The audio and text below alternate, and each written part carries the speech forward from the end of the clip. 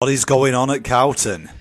Find out now, and you may be able to solve a mystery.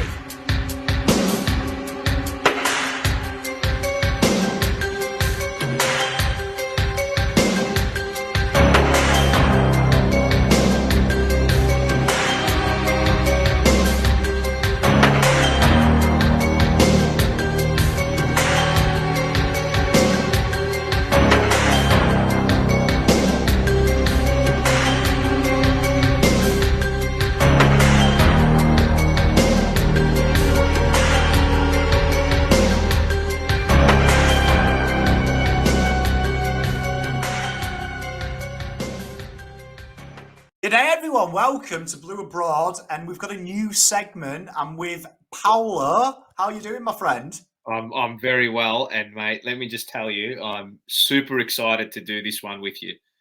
Well, I am excited about this, and we're calling it Paolo and Pommy Investigate. It's a double treat. It's like Sherlock Holmes and his partner in crime. Yeah, I mean, this is kind of going to be the Blue Abroad's version of QAnon. So, if you have got some tin-foiled hats at home, get them on, get some popcorn, and prepare to have your eyes open. So, what we're going to do is the first part of this, and there's going to be a few parts to this, but the first one we're going to start on is the ghost of Carlton's past. Spooky. Ooh. And we're going to go back to the start of this rebuild when Sauce first came over here, and we're going to try and dissect if we can work out what the plan was, first of all, if we think the plan has been successful, and more importantly, did that plan ever deviate? Because we know, obviously, Sauce left, so did Bolton, who were two cornerstones of that plan. But that plan needed to remain in place for that original plan to exist, did it not? Exactly right, and we're trying to find out and put together the puzzle pieces of what went right, what the bloody hell went wrong. So, I mean, let's get into it. So, obviously, his first trade period, draft period, whatever you want, was probably arguably, I'm going to be bold here, I reckon this could actually be the best trade period almost probably in the history of AFL. Well, look at the blokes we got in.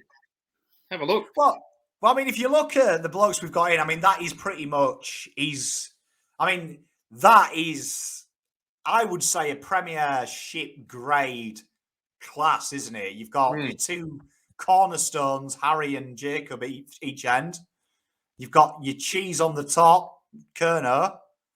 Yeah. Cunningham was starting to show signs, and we know his quality. And Jesus, obviously, we know he's, as Terry calls him, the heart and soul. Yes, the heart and soul. And he's been coming of age, I think. I mean, not an absolute star, but we can't forget he was picked 53, Pommy. And are you really going to expect an absolute star footballer at pick 53? I think not. And I think he's exceeded the pick that we picked him up with. I know he's a father-son, but he's showed a bit this season. And probably if Essendon didn't bid on him, we could have actually got him a hell of a lot better as well. I mean, that could have been maybe a 70, 80 pick. Yeah, absolutely. So, look, Sauce, as you said, he's knocked that one out of the park, really. And I think it's interesting to get in the mind of Sauce. So we'll have some quotes throughout, but one of the quotes that Sauce had on the day he arrived, the week he arrived, he was asked a question of, what is the plan? And he said, from where we sit, we need to require young talent and get it through the door in the mindset of thinking of the future.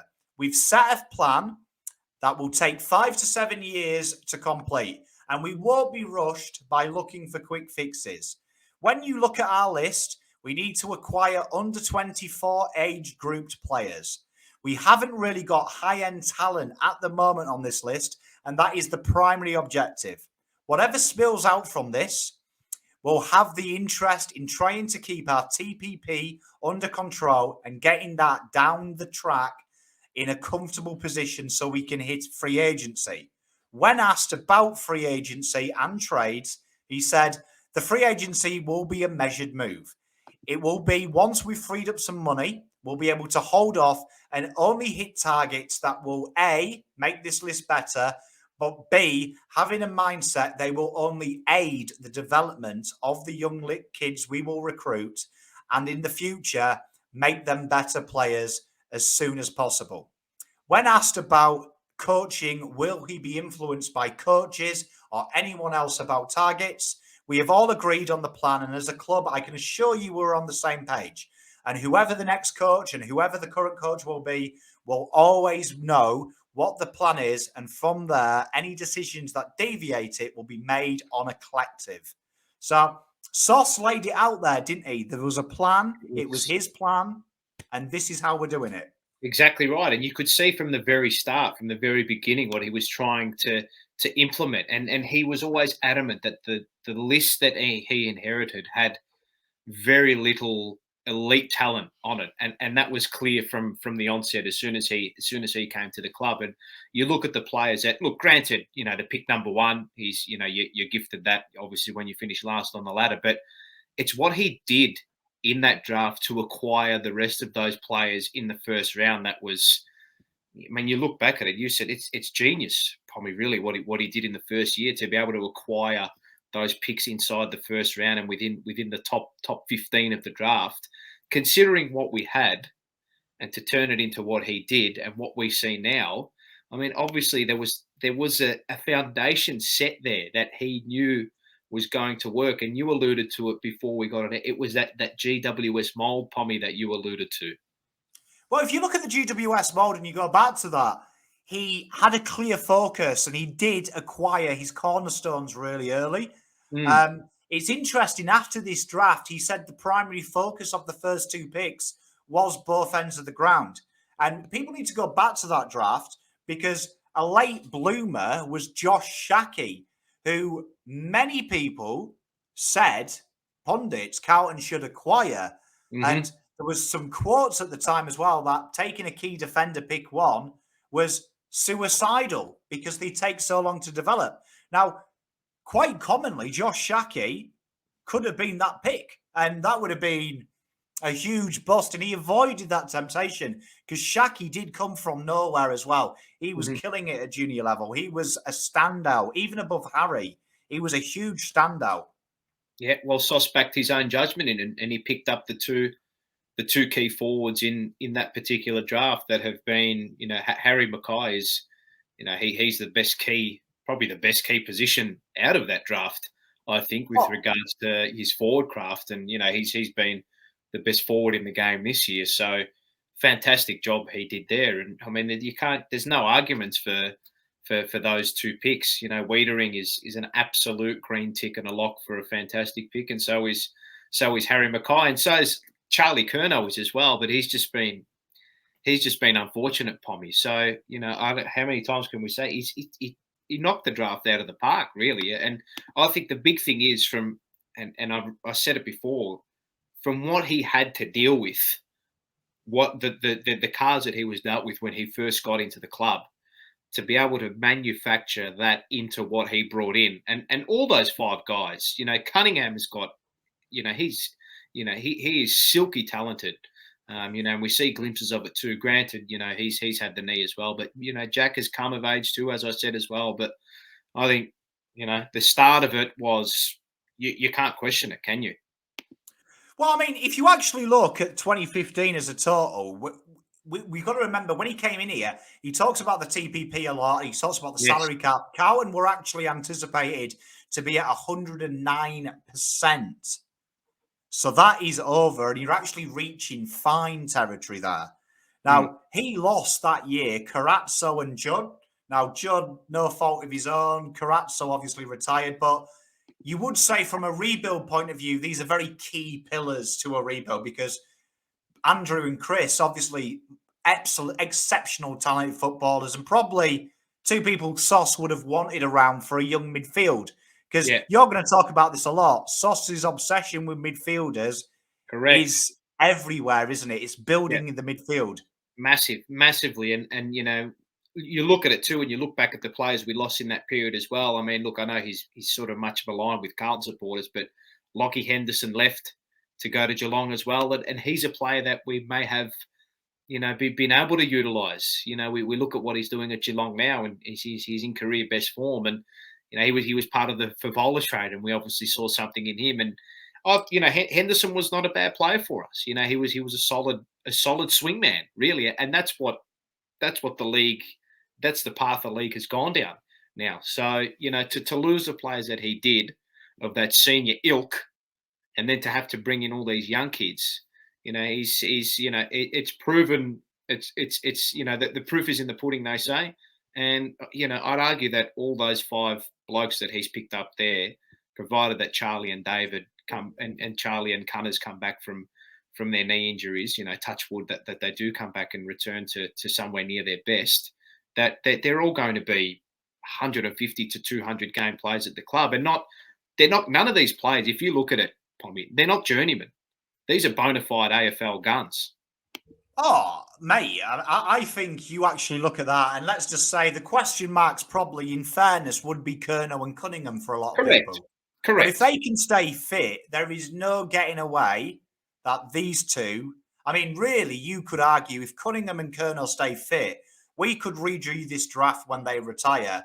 And there is a huge chance that 4 of these 5 picks are top 10. Correct. Spot on. Well, Harry could be, the second or third. He could be the first pick, Pommy. Could be the first pick with the form he's in. I mean, he's going to win the Coleman medal this year. So, I think Mackay is the one that has. Would you say he's exceeded expectations, Pommy? We always thought he was going to be a good football for us, but not. I don't think this good.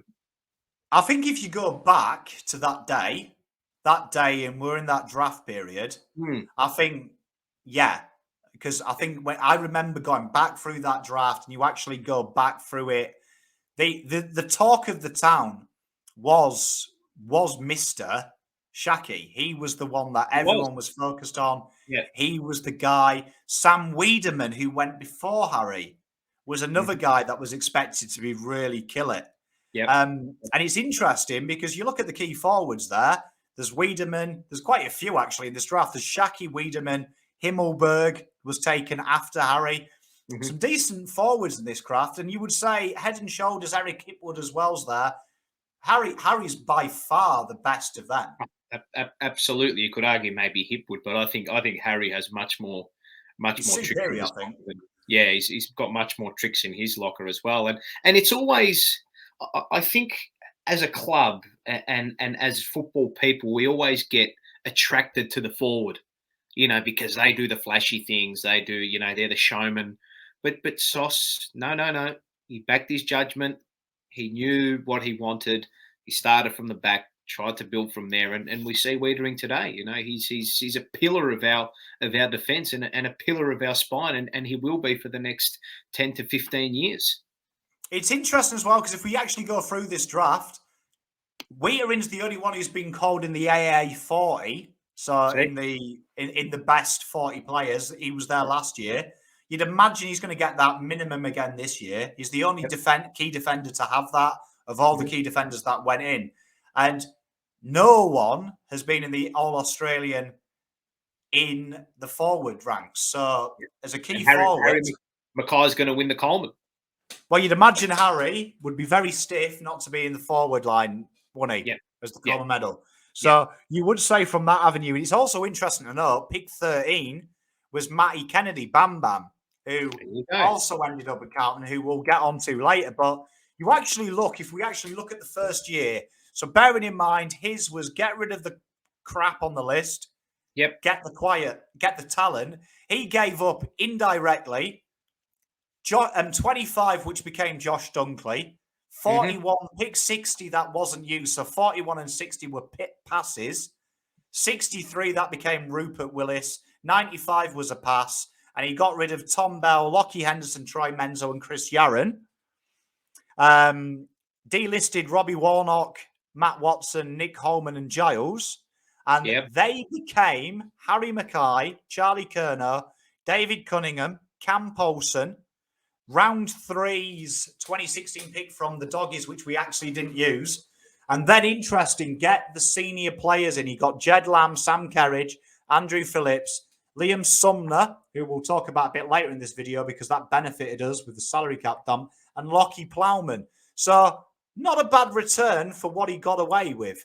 Well, exactly right. And considering how much of the list he had to shed, and the fact that they were going to go in with some younger boys as well, you needed to bring in some older bodies. And the thing is, Pom, is that we all knew that we all knew that Sauce said, this is the plan, this is how we're going to do it, these are the players we're going to target. And everybody at the club, members included and all that, said, yes, this is what we need to do.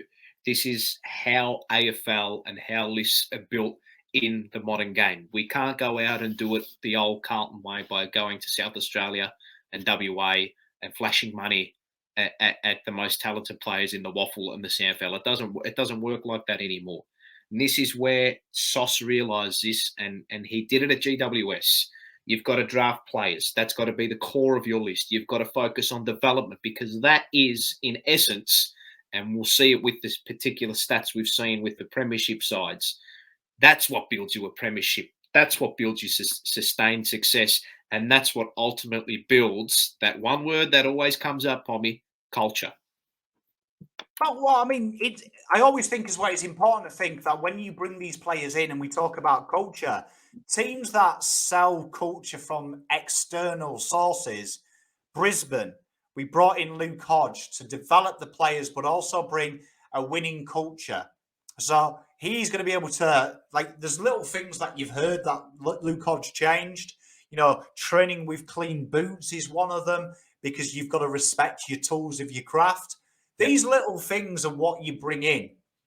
Sauce used it as well, saying that you bring in as well placeholders, he called them, which is incidentally a good segue into the next year's draft he had, because he talked about GWS recruits as placeholders. It's important about getting people in that aren't taking time away from the youngsters, but they're going to protect their development. They're going to protect and aid their development by playing with bigger bodies week in, week out. And I think that's interesting, because when we jump to the next year, again, this is probably quite a W, I think. The guys he's brought in, Billy Smets, he wasn't a success. Reece Palmer, again, another salary cap dump for Carlton. Now, Jared Pickett and Caleb Marchbank, I think just where these plans can fall off, because we know Sauce loved Jared Pickett, and it's one of the few players that he actually came out publicly and defended. Pickett, there was no getting away. When he was fit, he was a jet. He was electrifying, really. But, you know, at the end of the day, you take a risk with these picks, and it obviously didn't work out. And then it was pretty much nail in the coffin for him when he really hurt that knee. He did his patella tendon, I think, at training, did Jared Pickett. But, you know, you talk about talent. He was a very, very, very talented footballer, ball in hand. And, you know, you only have to go back as far as that game when we defeated Hawthorn for the first time in God knows how long, when he had 17 touches and kicked those 2 goals. So, look, there was something there. And the same can be said about Caleb Marchbank. You know, I'd argue that he's one of our most talented defenders, but he just can't get his body right, Pommy. And I'm with you. And I think it's interesting as well that what we do is, when we think about Pickett, you look at this list as well. The 2017 side, first half of the year was really good, if you remember. We really came out with a bang. And then, like all young sides, they lost the legs, and the back half of the link was just poor, wasn't it? It was totally poor. It was totally poor. Yeah. Well, it was the same in. Remember, it was the same in 2016. Remember, we went. I think, where did we go? We went 0-4 or whatever it was, and then we won 4 in a row or 5 in a row. We got to 5-4, and then there was that game against St Kilda, I believe, at Marvel Stadium. Etihad back then, we lost by 5 or 6 goals, and then the wheels just completely fell off in the season. And it was a similar season in 2017 as well. So, but the signs were there, you know. And I think if you actually look at this, you look at the players he brought in that year, and I always think you've got to look at what was the list needed. He brought in SPS, so dynamic midfielder who could play across the half-forward line. Interesting, we didn't mention half-back there. But I was going to pull you up on that for a sec, Pommy. But well, he's not that. You've got Zach Fisher again, another midfielder. Harrison McCready, who I think I understood this because at this stage, you've got to remember the average key defender takes 4 to 5 years to mature. Wheater is as rare as rocking horse poo. They don't hit the ground running.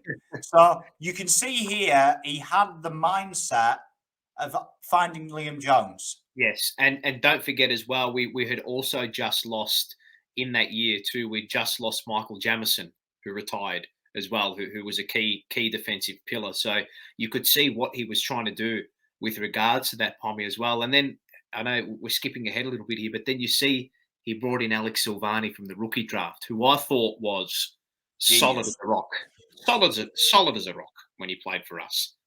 Oh, he fits the mold of, if you remember, placeholders. Correct. Alex Silvagni was never going to play 500 games for Carlton.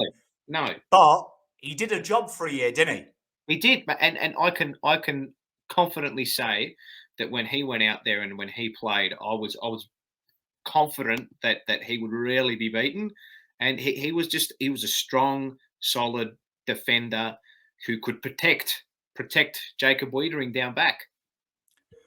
Mate, I can't agree more. And you'll see with this draft as well, there's a common occurrence, and I want people to work out this common occurrence, but he targets what he needs always with his first 2 picks. And genuinely with his 3rd pick, his middle pick, he's targeting what I would class as a project player.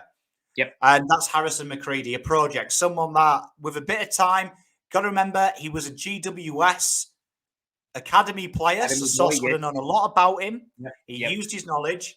And then he picked Cam Paulson, Tom Williamson, and Patrick Kerr. Now, Cam Paulson, I'm going to defend Cam Paulson here because he was a small forward. And if you go back to his junior years, it wasn't great, but he played for Sandy, who are a great production wagon of talent. Hell of a lot of pressure. He was a pressure-based forward. It is exactly what the AFL is about. And genuinely, this is where your small forwards come from. 40 plus. Yeah. Papley. There's a bucket load. Rioli. There is more than you can shake a stick at. So Eddie Betts was a rookie pick. Yeah, and this is logic playing now. These are where these small players, and he actually has a quote of why so many players are missed late. And he said, list managers fall into the trap when looking for smaller base players. They're looking at the key indicators, forwards kicking goals, midfielders and halfbacks getting possession after possession. But it's important when you look at players like Cyril Rioli, who were taken late, and even Tom Papley. These players have dynamic, game-changing ability. The rest can be built on with good structure, good development, and good aids. Now, I think that's really important because Sauce later on in this video will talk about what he talked about he felt was good about Carlton in terms of development. And Williamson's been a great pickup for Carlton. And Kerr and Paulson, you saw what he was going for there. He needed a backup to Curnow and McGovern, to Curnow and Mackay. He needed every good team has a third tall. Yeah, absolutely. And look, I mean, you got to think too, the picks we gave up for them, 59, 61, and 65 for Patrick Kerr, Williamson, and Cam Paulson. I mean, you're looking at the back end of the rush. But this is not to say that they can't become good footballers and that they shouldn't become good footballers. But it's, as you said, Pommy, it's the backup for the bigger picks that we have. And it's also the project. You know that they're probably going to take a little bit more time. You know that they're going to have a little bit more tender love and care as well. And, you know, I think, you know, Tom Williamson, when he first came onto the scene, I thought he was fantastic. He was one of my favourite players early in the season. And then obviously he had the back issue, which was fucking debilitating for him, really. And maybe that has stifled his development, missing out, you know, a year and a half of football may have stifled him. But he slowly sort of started to gain a little bit back over the last maybe month or so. Well, I think so. I think if you look at what Sauce was doing, we obviously that year traded our Zach Toohey, if you remember. So yes. Williamson and Zach Toohey, very similar type of players in the style they play. Yeah. Long booming kicks, take the game on. Mate, and Sauce, you'll see a habit of that as well. The players he lost that were first teamers, genuinely, he replaced almost straight away with his replacement. And as you talked about, you've got your Silvagni coming in. Gallucci came in as well in the rookie draft, who, yes, it didn't work, but you could see what he was trying to do there. he was phenomenal for Williamstown. He was basically he was making Mickey Gibbons. So you can see what he was doing. He was looking for that, taking a chance, because it's a rookie pick, and he picked up Kim LeBoy, who, if you remember that one and only goal he scored for Carlton, he basically had a bit of Eddie Betts about him. Yeah, good goal. Yeah, it was a great goal. Just never worked out, did it? If we review this trade, though, he gave up pick 22, 45 and 58 and 135 that were actually passed. 22, ironically, you'll see a pattern here. Lockheed Fogarty was used with that pick, and we lost Zach Toohey. And we acquired in this period Harrison McCready, Cam Polson, Tom Williamson, Paddy Kerr, Caleb Marchbank, Reece Palmer, Jared Pickett, and Billy Smets. Now, if you actually go back to the 2016 draft period, it's not that bad when you've brought in Seaton, Fisher, and McCready. You've actually had a big W when you look what was around there. Yeah, correct. Exactly right. And then obviously to add in Marchbank and, Pickett, two talented players as well. And then you've got Palmer and Smets there as the fillers, as Sauce, described. The placeholders is what he defined them as well. And I was about to say before as well, you can see the logic behind his moves. There is a clear path that we can see where he's saying, okay, well, we're missing this on our list, and this is what we need to get. Okay, well, now I also need to back it up with this player as well. So there's a clear logic and path and explanation to what he's doing. Yeah, and you can see it. And as we move into that 2017, the path becomes even more apparent. He acquires Bam Bam, Darcy Lang, and Matthew Lobb. Now, interesting that Darcy Lang, he wasn't a success, but you look at what we lose that year in terms of outgoing players. You lose a player called Dennis Armfield, who was slotted across that half-forward position and the pockets. So we needed a ball user to get that ball into there. So you can see when he acquired Lockie O'Brien at pick 10, which I know is a controversial subject. Basically, Darcy Lang is probably where Sauce saw Lockie O'Brien. As that player who goes out wide, can get the ball inside 50, but also can slot into that half-forward flank as well. And that's what Lockie O'Brien did very well at juniors as well. Like, he was known for his two-way running, which Darcy Lang was at Geelong. So you see the pattern there of replacement for current player.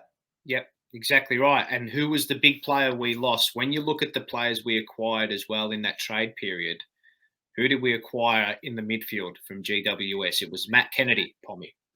Now, who did we lose? Who did we lose? We lost the senior midfielder that trade period in Bryce Gibbs. The Gibbs dog. That was the year, do you remember? I'm staying. Yep. Nah, fuck you, I'm off. Yeah. So, and look at the delistings. Look at the delistings. Blaine Boakhurst, gone. Buckley, gone. Jack's gone. Palmer and Smets, gone. The placeholders, they're done. They're gone. Sumner and White. Look at that. There is some tosh on that delisting. Yeah, well, but the thing is, Pommy, is that Sauce said placeholders. Yep, great. If by somehow they become staples in that side, great, fantastic. If not, we know what the plan was regarding them. This was always the plan regarding these types of players. So, as far as I'm concerned, up until this point in time, no one is questioning exactly what is going on because he's done what he said he's going to do. Oh, he's done what he says on the tin. I think it's interesting as well when we actually get into the nitty-gritty of this. You've got Aaron Mullet came in, right? Again, another wingman who could slot across half-back. Correct. You've taken Lockie O'Brien, the draft before Tom Williamson. So you've got the protection for them. He also picked up Matt Shaw, which I thought was interesting. A former GWS boy. Again, plays across the half-back line. So he built that preparation. And then in the draft, he took Paddy Dow. Now, it's controversial when you look at Paddy Dow. And it's interesting when you see Sauce review Dow. Line-breaking speed, who is strong around the contest and can break a game open. Now, going back to Sauce's first words on starting a draft, saying that you've got to get these people that protect the young players to allow them to do what they do, Matt Kennedy suddenly makes sense, doesn't he? Because Matt Kennedy was known as that bigger body, and you see him now he's allowed to do it. He protects the space for these players. So Exactly that was right. probably the plan all along. Yeah, exactly right. And Matt Kennedy as well was frequently injured. He had shoulder, then he had the ankle, which was, unfortunate for him. But you look at Dow and how Silvagni explained what type of footballer he is, and that is exactly what he is. He is the line breaker. He is the burst away from the stoppage. He is the one that opens up the play. Granted, he hasn't been consistent with it, and you could probably say and argue that he hasn't lived up to that number 3 draft pick tag, but we do see glimpses of it. And let's not forget as well, he's still 21 years old, and this is by in no way, shape, or form an excuse for poor games that he's had in the past. But if he's got 10 years ahead of him, Pommy. Oh, I mean, there's been many an AFL footballer as well. Like, look at Petrarca. Took him a while to ever reach the talent, and now he's probably one of the best players in the league. But it was only a year or two ago that people were talking about he was a draft flop. Maybe delist him. Could they trade him? And did his knee, don't forget as well. And you look at another guy in this draft who I always see, and it's a great example, is Unanaki Davis.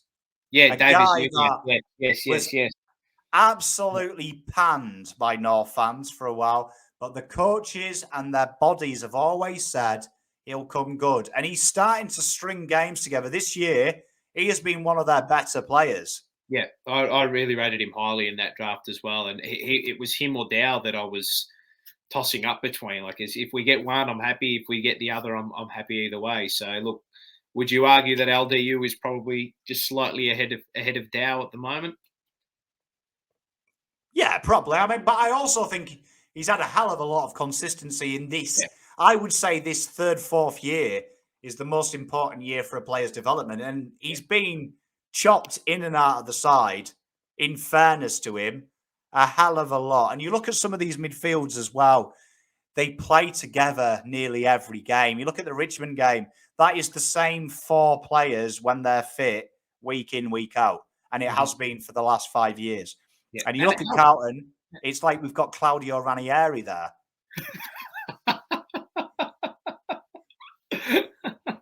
Mate, no knocking, no dissing Claudio. Mate, league winner with Genius, but the guy changes his team selection more than I change my pants in a week. I know. Like, and this is the problem with it too. You could see that at the start there was a remember that there was that stat that Paddy Dow had attended more centre bounces than any other under 21 player or 18 or 19-year-old in the history of AFL or something like that since they recorded the stat. Yeah, and I think it's a really interesting point that as well, that people forget that you've got to remember at this stage in time, losing was an option.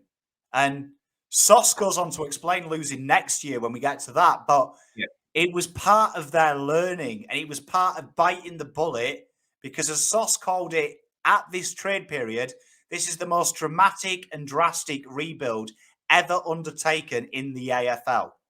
Mm-hmm. Mm-hmm. And this is the thing, Pommy. We as a fan base all brought into it because, as I said before, he explained the plan. He set out what he was going to do. He told us what he was going to do. He had done it to this point in time, and we understood that, right? And we knew that it was going to be short-term pain for long-term gain. That was always the plan, and that was always the approach. And up until this point in time, that all the picks and everything he done was justified, and arguably up to this point in time, we were a competitive outfit. We were not the easy beats that we had seen prior to the 2016 season.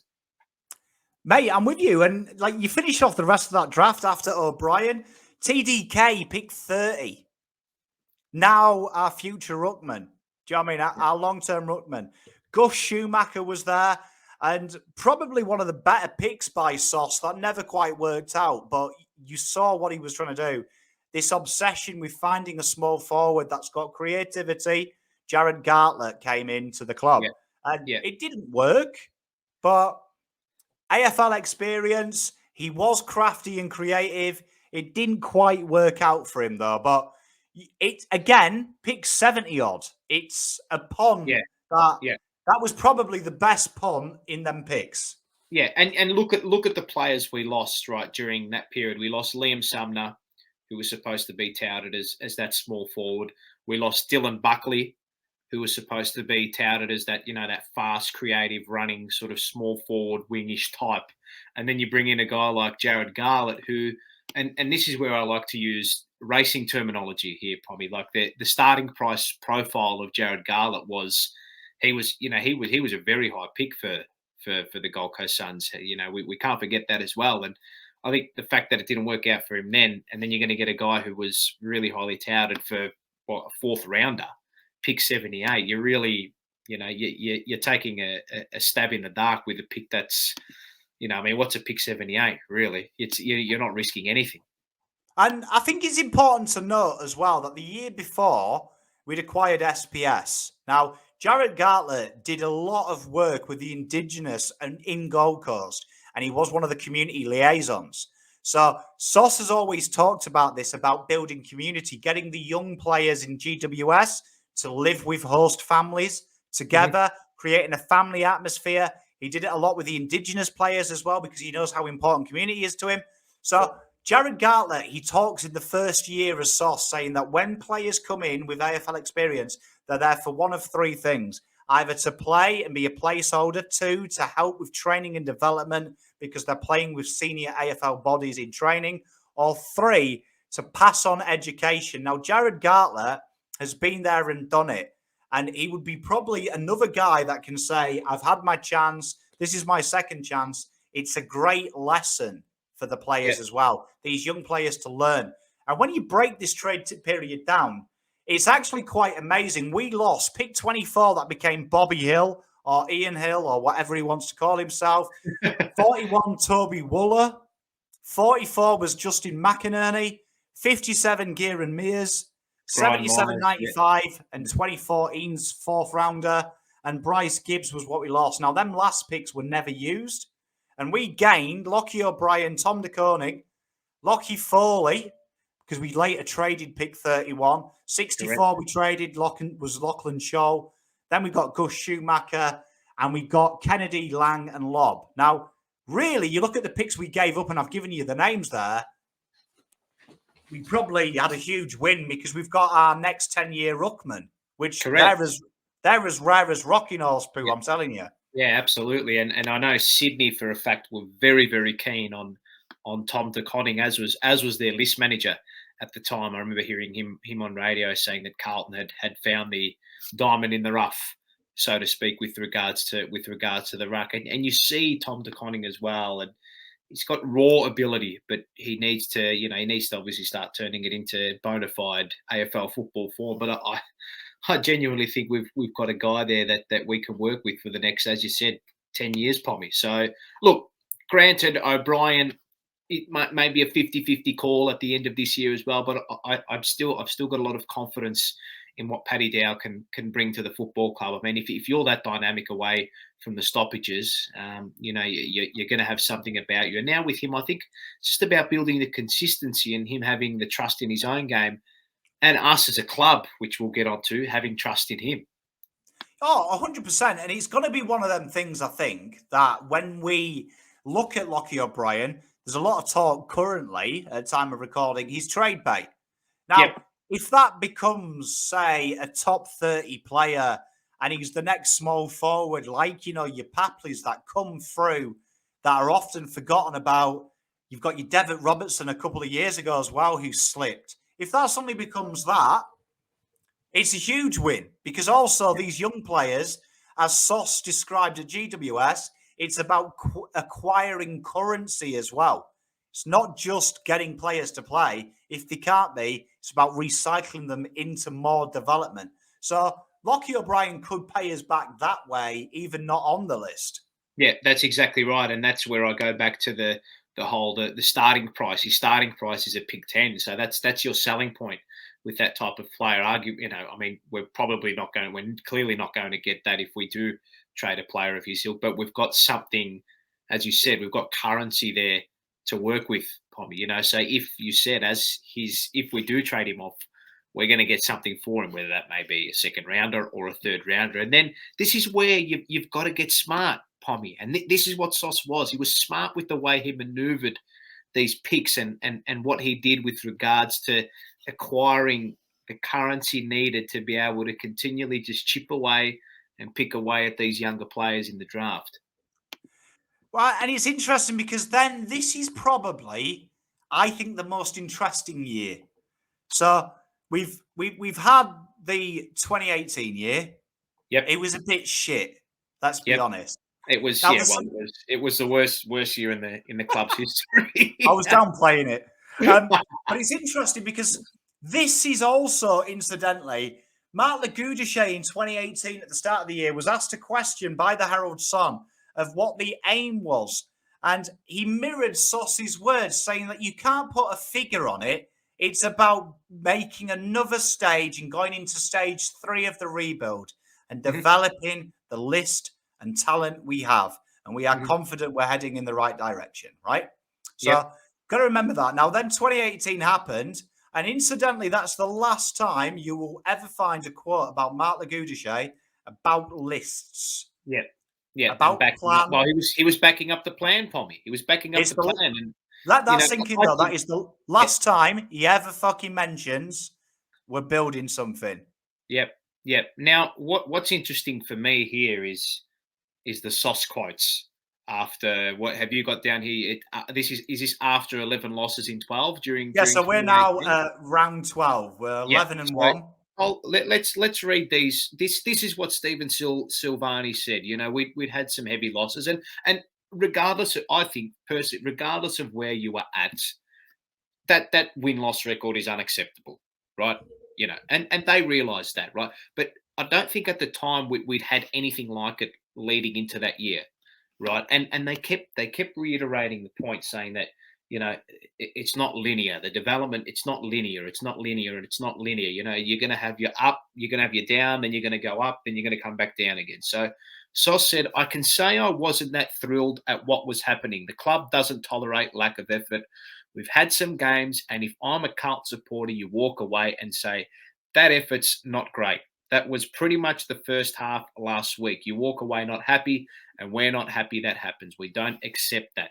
He went on to say, "The plan was to go to the draft as promised, trade for draft picks and bring in journeymen for cheap to fill holes and support the kids with mature bodies. I'm confident because the club is strong. We've mapped out a plan and we're sticking to that plan," which up to this point they had. "We've got a really good structure in place, a strong board, a strong coaching group. We've got an exciting list. We've got some really good leaders coming through who are young, and we see it today, Pommy, Wiedering, Mackay, all these big leaders that we have at the club that we know are going to be there for the next 10 years. He said, "We've got some older guys like Simpson, Cruz, and Murphy, and they want to see success.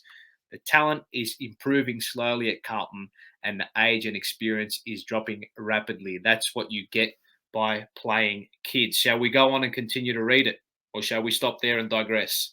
Well, I mean, he nails it though, doesn't it? Because he's letting you know it's shit. Yeah. But he's saying it's shit for a reason. He's basically saying, "Not surprised, motherfuckers." Yeah. As Big Diaz did when he knocked out McGregor. Like, he's not surprised. He knew what was happening and he warned you. I do think it's interesting, before you get on to the next bit, this was where he said later on in the year, he says he's going to acquire 26 to 27-year-olds. And at this stage, the average amount of 26, 27 and 28-year-olds in the AFL across the board was 10, right? Carlton had 6. Right. And they were Liam Jones, Phillips, Matt Shaw, Mullet, Cam O'Shea. Wow. I mean, obviously they're not all, there's a couple placeholders in there, and you're going to be replacing those players, aren't you? And as Sauce said, we need to target midfielders around this age because he was going for midfielders. Correct, exactly. And how many times we have to say midfielders, Pommy, in this investigation, and this is where it gets very interesting. And I think it's interesting to note that 2018 was a weird year because we were criticised of being too defensive. There was a famous quote from Lloyd's brother who said that Carlton were a facade and they'd set up not to lose by too much to gloss over their stats. And it's interesting that for a lot of defensive numbers, although we were getting peppered, the results statistically weren't bottom in the league, particularly defence from transition, which was 14th at this time. Also, the ball movement changed from the back to the midfield, and a lot of our turnovers were happening in the midfield. So you can see the old saying that flags are won from the back. You can see there was a clear and concise effort to build a strong defence, knowing you've got the pillars at the top. And people forget as well, there was a man who was out here, Sam Doherty, who was integral in 2017 and 16 in his leadership to that young back group. Mm-hmm. Absolutely, and he was the general down in the back line, wasn't he, Pommy? That experienced head that was in the peak of his powers and was guiding that young back line around. And there were the likes of the young pillars that we talk about now, Williamson, Wiedering, all these young fellas that were making the back line their own, and Plowman as well was still young at the time too. So I think losing Doherty in those couple of years, and this is by no means, it's not an excuse, right? These are not excuses, but I think that him going down in that 2018 season was, it was detrimental to us from a defensive point of view and how we really set up behind the ball, because his instruction and his direction was enormous in the way we set up. Mate, I'm with you. And I think when you look at what Bolton was doing was he was definitely ploughing games into the youngsters. He was committed to the method in which he was playing. And yes, it didn't work. And yeah, there's no excuse. And Sauce has said there's no excuse. But this was meant to be for the greater good. And you can see he's talking here about the 26, 27-year-olds. He does mention that they're targeting midfielders, if anyone, in the free agency market. Very important that free agency market or trades. We're looking at all avenues, but not at the expense of the investment in our previous drafts. That's exactly right. Very important that he's saying he's targeting players with the mindset that your Dows, your O'Briens will be the future of this club, and whoever comes in is only going to complement them or hold a place for them until they're ready. That's exactly right, and this is what we were seeing up until this point in time. So, I think that 2018 year we all accepted. There was the rumblings but I think we all realised, and me included, when we went 2-20, it was I went to the general meeting that year, and there were maybe 3 or 4 people or a couple of people in the crowd that were really disparaged by what had happened, but the overwhelming majority were understanding. And this is where I think it came down to Sauce was actually on the front foot here, Pommy. He was telling us, this is the plan. This is what we're doing. We know it's hurting. We understand, but this is what is going to happen. And I think the fact that Sauce is a trusted figure at that football club, because he's going to be doing everything he can to bring the club back up to where it needs to be. Pommy, mate, he's a Carlton man through and through. There's no way that Sauce was having a beer going, 2 wins. Yeah. Exactly right. He would have been the first one bashing down the door to the boys saying, mate, what the bloody hell's going on? So, and his direct quotes said that as well during the year too. So it was clearly not good enough. But then it was the moment he said the midfield targets begin. Free agency, or whether that's being traded in. But you said it, not at the expense of what he had brought in from a draft perspective, because he knows, and we see it with the stats that we're going to show soon, that is the core of your football club. And that is ultimately what we see in the last sort of 10 to 12 to 13 years is what's going to build your success. And he knew that. He saw that, and he was planning for that. And I think this is really important. The last bit, this was the penultimate round of the year. And he said that we're entering the next phase of the rebuild, and it'll be interesting to see what we can trade away and gain. We need to prove the pundits wrong and ultimately climb back up the ladder. It comes from taking elite talent, but it's not about spending for spending's sake. Exactly. So obviously he's going to be measured. So we know now this draft period, according to Sauce, if we're going to look at elite talent, so we targeted, didn't we, Shield at this point? We remember this was the Dylan Shield year. Yep. Now, at the time, now people didn't like it, but he was an elite midfielder. His stats are elite at this point in his career. Through the roof at this point. Yeah, through the roof. Like this guy is something. And you've got to remember, finished higher up than Stephen Cornelio at this point as well, was highly touted than him, who, incidentally, we had a pop-up the year after. Now, It's interesting because the first guy, and if everyone remembers this, we gave up a pick for a certain, everyone's favourite guy that likes to get himself down to KFC, and that's Mitch McGovern. Probably. Now, I was waiting for you to drop that. The guy irritates me. Now, let's be honest about Mitch McGovern right here as well. Not taking the piss, but he was 24 years old at this point, so he's not even in the age bracket, and he's also a forward. Now, it's interesting because Saucy's quotes on Mitch McGovern are always interesting. We needed to get a player through the door at the club. Mm-hmm.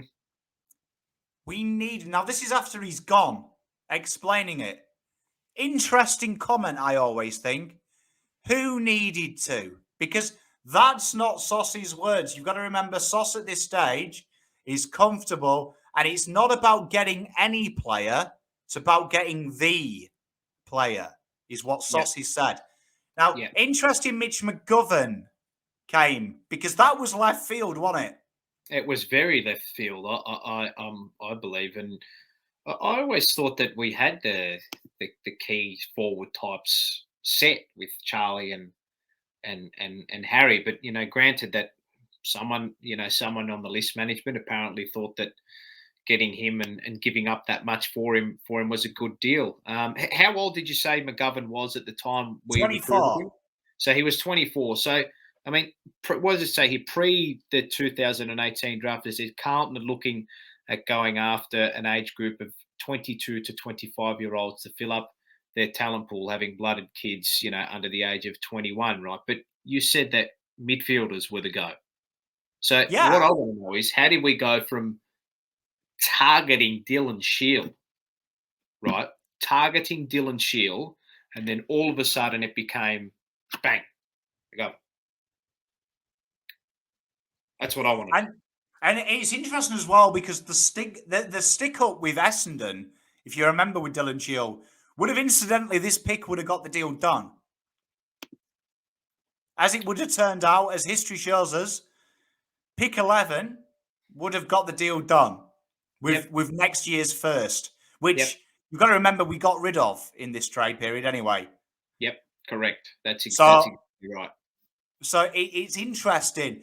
But back to Saucy's point, Will Setterfield came through the door, former top 5 pick, and again, amazingly, midfielder. And back to the thing, you've got to remember he did the deal with Sydney, which controversial deal. He was actually on the late D list and was going to go into the rookie draft, and Sauce got them to hold on and threw a token pick to bypass that procedure. So he played the system and acquired talent who, let's be honest, Nick Newman's been very good. Yeah, he has been. But you look at that, right? So he's picked up Nick Newman in that particular draft, right? Now, go through and look at the listings, right? And go through and look at the players that we lost during that period of time. So we've lost players from our backline. We've lost Alex Silvagni, Kieran Byrne, who was a highly touted half-back flanker, broke his leg, went to Ireland, and obviously he never came home. Never came home, correct. We lost Aaron Mullett went, Cam O'Shea went, and Sam Rowe went. So you've got O'Shea, Mullett, as well as Alex Silvagni and Kieran Byrne, who have all left, as well as Sam Rowe. So those are the defensive placeholders that Sauce would have been referring to when he mentioned placeholders.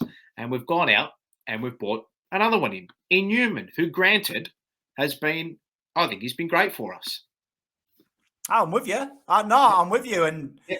you can see as well, like, we took some little chances here as well. There was Matty Cottrell came in. We needed a wingman. And you can see we've thrown a few money at wingman in these last couple of drafts that haven't quite worked out, quite stuck. And Mickey Gibbons as well. Now, interesting about Gibbons, that Sauce raved that this guy was a midfielder. Another guy he raved about was a midfielder we'd later pick up. And Agresta, when we signed him on draft day, talked about he's a tenacious on-baller who can get the ball and really give us some play from on the ball. Josh DeLuca, Absolutely. who later became a pocket small forward, much to my chagrin. Yeah, great. It's interesting because this year coming up was hell on earth for the football club because Bolton was finally sacked after this trade period, as we know. This was Sauce and Bolton's last combo. And you actually look at this draft, and it made me think. We gave up in the end, pick 4 the next year, remember? Future 4th, where we finished. We gave up pick 26, which became Will Gold. 31, as we know, was Luke Foley, James Jordan, Lachlan Shaw. These were the picks we gave out. Then we gave out a pick 4 and a pick 5 that were unused. Nathan Kruger and Shane McAdam, which helped us acquire Mitch McGovern, Liam Stocker, Jake Riccardi's pick, which was pick 51, which we passed on. 66, which became Finbar. 75 was unused. And then 4 nothing picks that were unused. Mitch McGovern, Newman, and Setterfield. So you take Mitch McGovern out of that, and let's just say we look in another realm of existence. Let's just, because what I'm trying to get at here for the audience is I don't believe Sauce stuck to his plan here. Well, he clearly did, because look at all the players he just picked up. He had players that had, so we had a couple of defensive players from that defensive 50 that had either been delisted or retired, or they were done. And he's gone out and got Newman to cover that role and whatnot, right? Now, look at the players that he's gone and picked up, right? Gibbons, midfielder. Setterfield, midfielder. Walsh, with pick 1, midfielder. Stocker, midfielder. He said that prior to the 2018 draft, right? He's gone out and done that. And then all of a sudden, from left field, even Thomas Bugg, midfielder, as well as a placeholder. Where has Mitch McGovern come from in this? It's a very weird thing. And I mean, if you actually go back to that draft as well, it's interesting because Sauce did meet with 2 players who have later gone on and confirmed that they met with Carlton. One of them is Mr. Jai Caldwell, who incidentally did go in the pick that we gave up for Mr. Mitch McGovern. He was an extended trade due to the all the bids and the academy bids. He would have actually fallen at that pick. Yep. And also Xavier Dersma was another that did meet with Carlton. Interesting because if it wasn't Dylan Shield, it potentially could have been them based on Sauce and what he was doing. And he eventually got his own way. He got Liam Stocker, who again fits the bill. He's been saying, I need midfielders. And if you actually look at 2018, the big fall down was turnover from midfield. So you can see what Sauce has identified. It is definitely the midfield. We need to develop these boys faster. We remember this year was the year that, SPS started to fall off a little bit. He let us down in the 2018. Dow was brilliant, though. So Sauce would have been seeing that these second, third-year Blues are hitting players. So we need your Thomas Buggs and them type of players to really protect these blokes while we get in. And it's worth noting as well, we did take the best midfielder in the draft, Sam Walsh, in this year. That's exactly right. Exactly right. And what a revelation he has been thus far. And again, we keep going back to what Sauce wanted. Midfielders. We're targeting midfielders. And again, I asked the question, where did Mitch McGovern come from? And if you remember what Sauce said, he dropped it in one of his media conferences where he said we needed to bring a name in. Where did that come from? Interesting to note as well, this was when the big Carlton recruitment drive happened. So after 2018, people were worried we'd fall off. Yep. Mitch McGovern was really sold. Like, honestly, I've gone back through the footage and I implore everyone to Google Carlton and Mitch McGovern because some of the talk is banned. Like, they have made him at times sound like Buddy reincarnated. Like, they have really pushed it. I remember it well as well. I remember getting into arguments with a lot of people who watch this show and them telling me he's brilliant and me replying, he's been playing alongside Sam Jacobs, Tex Walker, Rory Sloane's kicking it into him. They have more inside 50s than anyone else on the planet. They're a really offensive side. Yeah, he's going to kick a few goals when he's playing with them two mugs. Yep. Yeah, exactly. And this time we have baby Charlie, who had just started his tile beer sessions, and Harry Mackay, who at this stage, there was a lot of people saying Harry Mackay was a bust. I remember Josh Shackey, people saying we should have gone for Shackey because this was the year as well we started throwing Wheater in for banter at full forward. Yep. And you also made mention of that last year, that the previous year was when LeJudice stopped speaking publicly about drafts, about the pain. Yeah, exactly right. So and it's interesting to know. Just remember my sauce's words. We need 26 to 27-year-olds. These are the core of the list, right? Yep. So the year before, remember, as we said, we had 7 of them.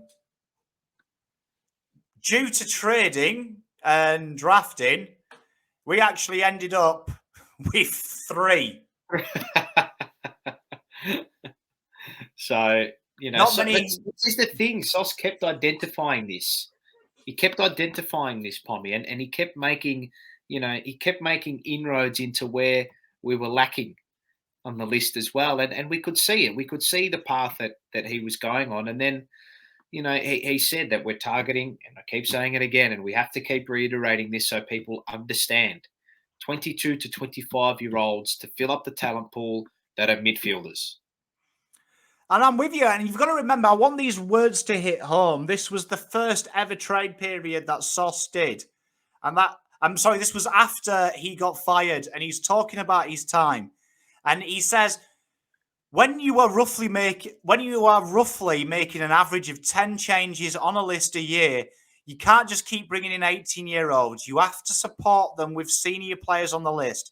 Hence why some of these players were brought to the club. And this was in reference when he was questioned about Gartlett and some of the people that people presumed were draft busts, Thomas Bugg and players like that. He said, now some of these players weren't there for the long term, but they were not purely there not to play. I guess some of these were going to play regular VFL footy. It's where the injury list was at the time as well. Some were just actually brought in to play VFL footy, pass on knowledge and support our kids. Yep. Interesting, I think, that you're seeing a total deviation in what this... We talked at the start about Lagoudachay's words were in the next stage of the plan. And Sauce, the week before the trade period, says the week of this plan now is to get our core age of players up and target mids. So what changed in the week? Because he said we're not going to just spend for spend's sake. Yep, exactly right. So it's our job to find out, Pommy, and we're digging and digging and digging away. And the fact that, again, what really frustrates me, and I'm so glad we've done this, is that I think as a supporter base in 2018 and throughout the start of 2019, you can understand the itchy feet with the membership base. But like Sauce, like his not his persona, but his ability to even go in the media and come out to the members and explain exactly what was going on, it all just dwindled away.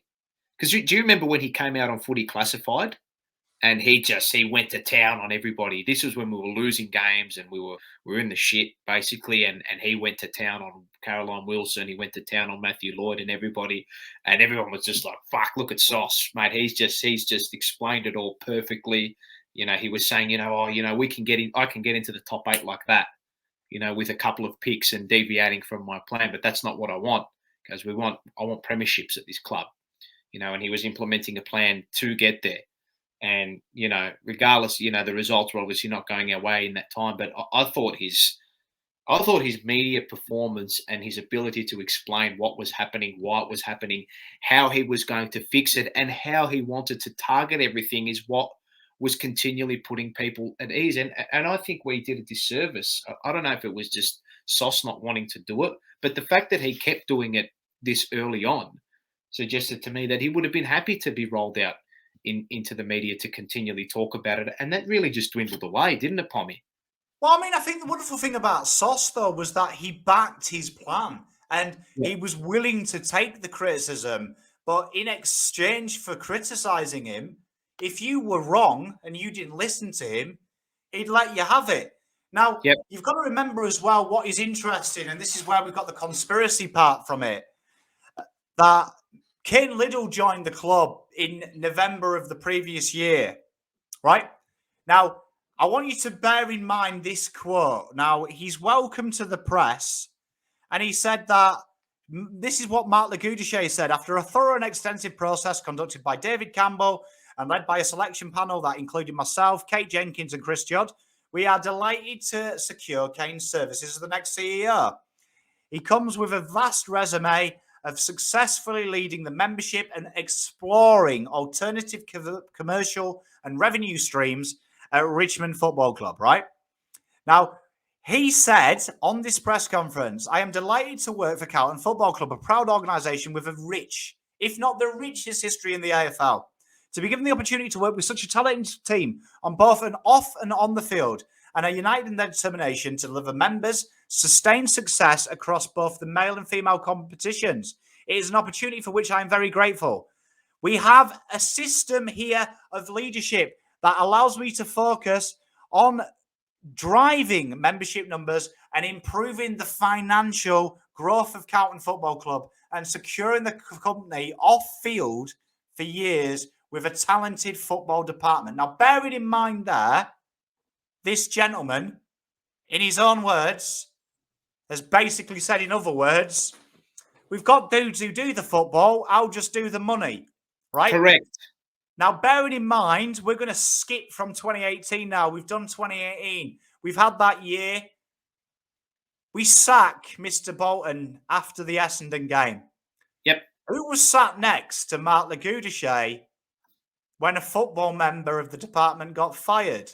Cain Liddle. Why? You tell me.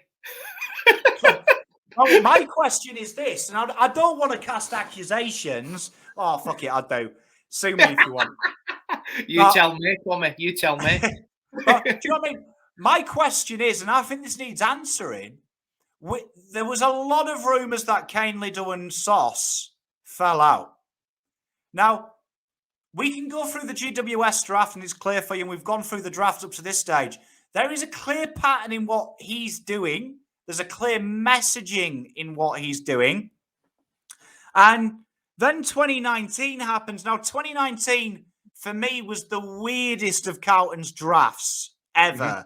And I remember this trade period really well because this was the year that, I started that movement, Dicks Out for Cog, which, as we all know, it didn't really go very well, did it, for Uncle Pommy? Well, we were there. I had the shirt. I'd bought the Cog shirt. I'd got the paperwork to change my kids' names to Cog. Like, it was all on. And let's remind you of this. Now, Sauce's words after it were quite, I think, poignant and almost heartbreaking. He says, he told me to stay out of it. I was told I would sabotage the draft. Now, that he was in reference to Cain Liddle. Yep. He told him he would sabotage the draft. It's beggars belief, isn't it, Pommy? When you go back and look at what he had done and the way he had planned it out and what he said he would do, how he said he would do it, and actually going out and doing it, to be told after all that that you would sabotage the draft, right? That is just where is the evidence that bears any basis to what he said? There's actually none. There is no evidence whatsoever that Stephen Silvagni would sabotage a draft, and he said this as well. And I implore people to go back and watch that interview he did after he had left the club, with regards to he was with it was with Tim Watson and Gary Lyon, and he said, funny that an outsider would come into the club and question whether or not, or question and point in the direction of me saying that I would sabotage the draft of the Carlton Football Club when I had played for 17 years. I had played in 2 premierships. Your family is probably or arguably the most synonymous and most famous name in the AFL landscape. It's the most famous name at the Carlton Football Club. And to be branded with that from an outsider who said that when he first came into the club, he would be looking after the finances and the membership department of the football club. How dare he say that? How dare he say that? Mate, and then to use the Suns as the issue, to use Ben and Jack and drop their names and drop them under the bus. How could Ben and Jack have not been an issue prior to all this happening, and then all of a sudden it became such a massive drama?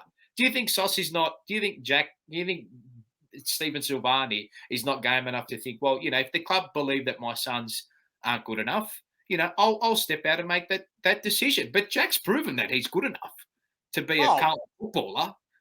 Ben, okay, fair enough. Whatever may have happened there, okay.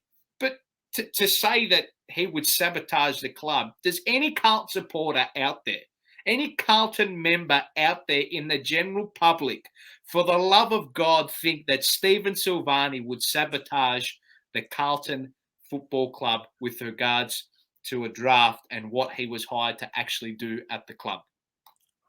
I mean, I actually think it says a lot about Stephen Silvagni, because I actually think this was his best draft, right? Best draft in how he used his pick, that he forced everyone to bid on their academy picks early, which got, in my opinion, Brodie Kemp, if you go back through this draft, up until the year he did his injury, he was actually number 2, and in some cases number 1 over Matt Rowell at this stage. So Brodie Kemp was actually, for most people's bookies' choices, of usurping Rowell. Right? And he was highly touted, obviously, before we got him at pick 17.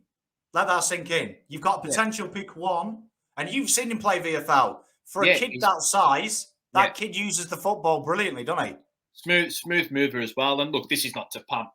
It's not but this is not to pump him up. This is what was said.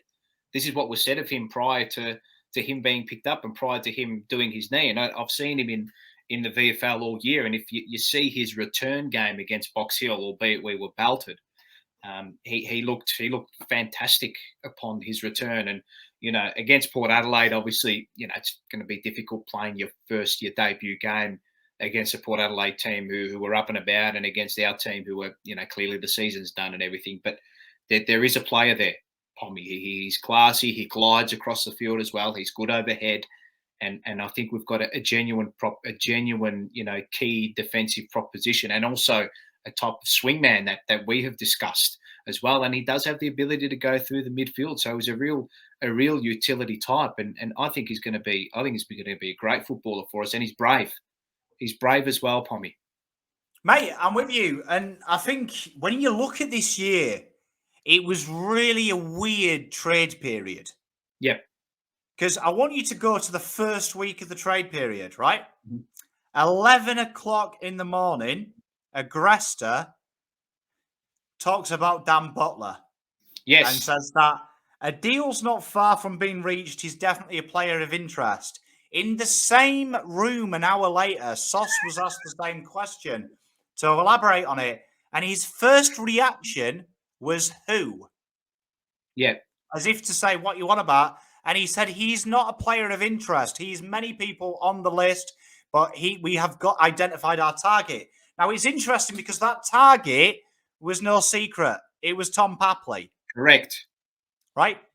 It was Tom Papley. Now, what is interesting is later Sauce would go on to say that Liddle interfered in list decisions, referring to Ellis and saying that deals were sent to the agent without my okay. Right? Now, Liddle replied to this, and it's interesting. The first thing is, everyone who's in a list management meeting was very clear on the roles and who was there. I was part of it as I had a personal relationship with Brendan and thus could leverage it. Now, I want you to remember that quote because the day that Sauce did this groundbreaking interview, he said, no, that comment was never made. Our structure at the football club is there so no one can sabotage anything. We have a strong list management committee, of which I'm part of. These were a whole lot of situations that were thrown around. And I have never spoken to players. A week later, Liddle said that he was used to leverage his influence. So I'm not sat here saying that Cain Liddle is lying. He's fucking lying. There's a difference. So what I'm saying here is there's proof because 2019, Sauce, you can see where there's some disjointedness with the list. Now we know Eddie Betts is a great one. He actually described Eddie Betts on the day he was signed when I found out Eddie Betts had signed. I think that's an interesting turn of phrase, when I found out. Yeah, it leaves a lot of questions to be answered, does it not, Pommy? And remember, Sauce was very adamant with everything being at the right price. And he also did say that there was an agreement that Betts would come to the football club. Yeah, and he goes on to say about this, the deal was in place, but when someone above you changes those rules, and then you've got to look a 17-year-old player in the eyes who you've done the deal with, and you look eye to eye to them and say, this is all we can pay you, but you know he's been very low to the club. I'm talking about Carlton here. And then another player comes along who's Betts that you're bringing back, and you want to pay the player more than who you've previously agreed to. I don't think that's fair. Strong words from Mr. Sauce. He's dropped a few hints. He's dropped a few hints, Pommy, that he's left along the path. And you and I have gone up and scooped them up with a dustpan pan, and we're laying it out all to bear on the table right now, are we not? And it's interesting. It's interesting because the official sacking or removal of old Cain Liddle is an interesting one when you read, because it's nothing about this. It is purely, they insinuate, and the way they word it, that there was something awry with Sauce's drafting by taking the Silvagnis, and there was also an issue with the being on the playing committee, on the selection committee, which suddenly became an issue in 2018. Was it an issue with members? No, it was an issue with a certain gentleman that looks a little bit like Lord Voldemort. Well, up until this point in time, Poppy, it's the name that shall not be named with regards to any of this, isn't it? So... And isn't it fitting that a Pommy boy looks into it? And I think this is very interesting because I think this has been swept under the carpet very quickly by the club. And I think Sauce handled himself well, because you could tell when you look back through that interview, and I was quick to defend the club because I think you have to. But I think when the dust settles, Sauce was a genius. Well, you look at the cards that he was dealt, really, and it was arguably one of the worst lists composed in the AFL with regards to the talent we had compared to the TPP or the player payments that were being branded about at the football club prior to him coming in. He was fixing it. He was fixing it. He was fixing it. He was there. He was there. He had stuck to the plan. He had told us about his plan. This was the mission. This is what we set out to do. This is what we're doing, and we're doing it. We're doing it. This is what you've paid for. This is what I've told you I'm going to do. We've all brought into it, and then for some reason or another, the person involved with membership and the person involved with off-field sponsorship and the finances of the club has some way or another thought that it may be within the best interests of the football club to question the drafting and the recruiting that Sauce had done up until that point in time. And look, Pommy, it's fine to question recruiting. It's fine to question the drafting. I feel that it is a healthy thing to do, but it should be more along the lines of, look, Sauce, what can we do something different here?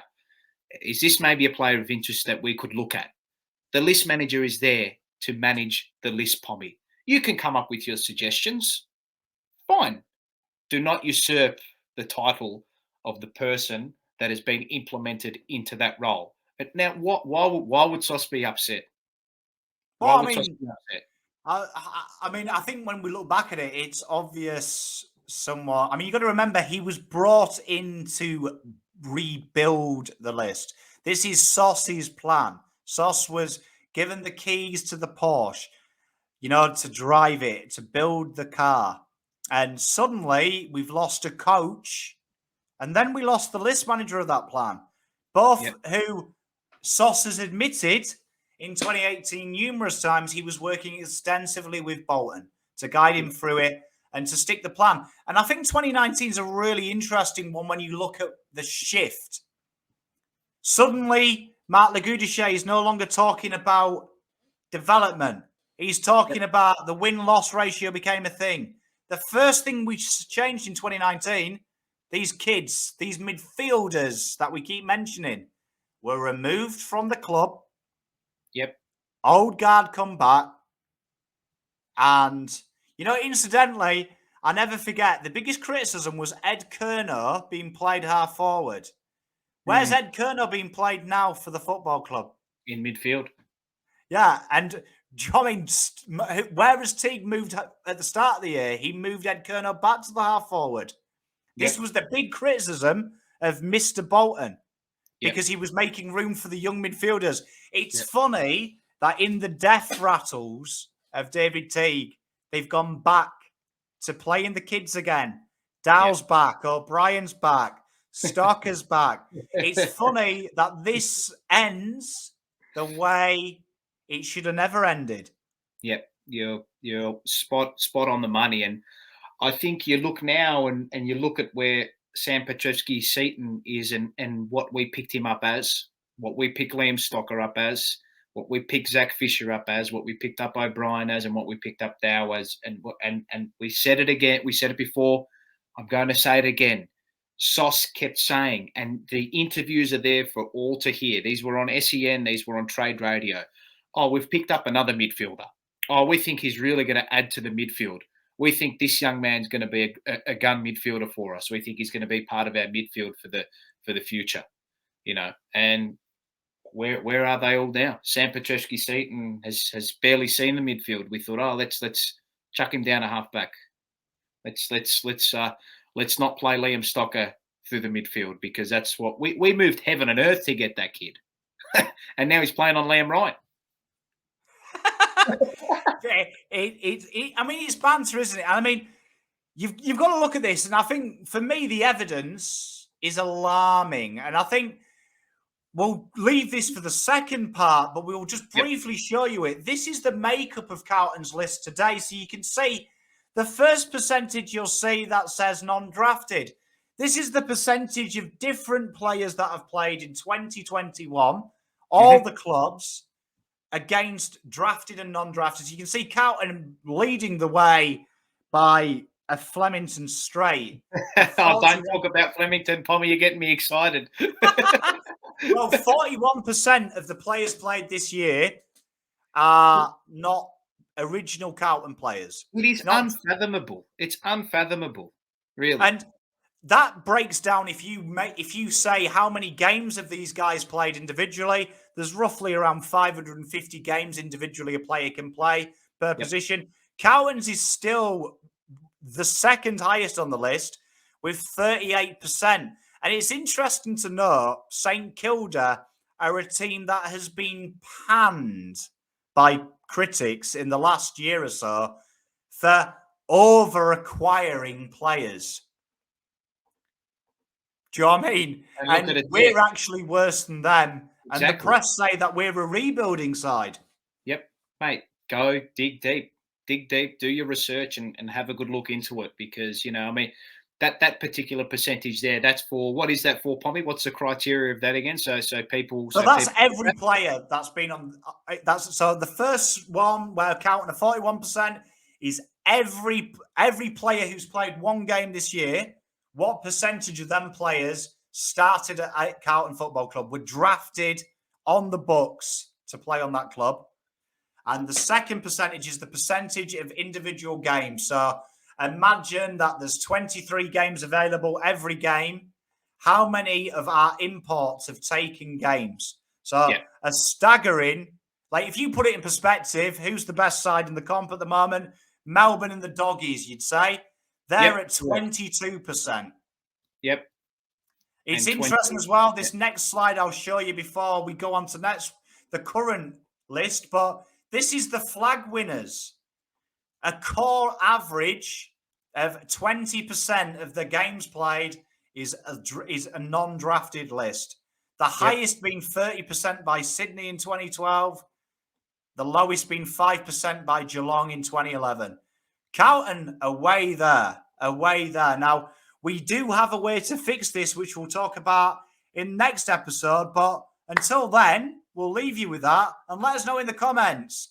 I mean, Paolo had too much of the conspiracy aid.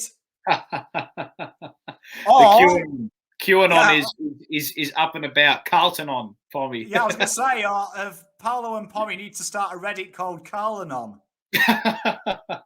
I think it'd become very popular. But no, mate. Look, we're taking this as seriously as any research that we do for work or anything like that. And it all came about when we mentioned this.